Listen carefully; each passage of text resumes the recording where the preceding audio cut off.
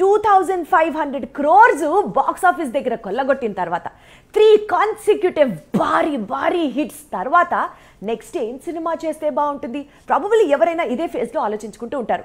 Exactly same to same Shahrukh Khan కూడా ఇప్పుడు అదే ఫేజ్ లో ఉన్నట.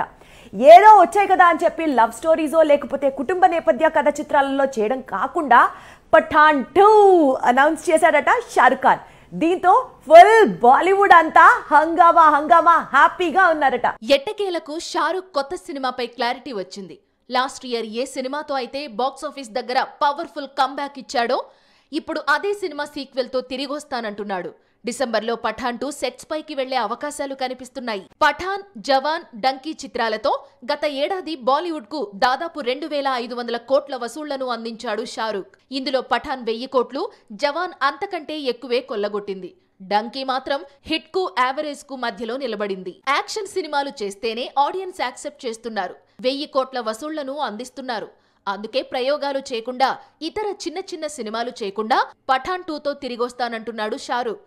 డాన్ 3 కోసం కూడా షారుఖ్ డేట్స్ అడిగారు. కానీ స్టోరీ నచ్చకపోవడంతో డాన్ 3లో నటించను అని చెప్పాడు కింగ్ ఖాన్. దాంతో ఇప్పుడు డాన్ 3లో రణవీర్ సింగ్ అడుగు పెట్టాడు.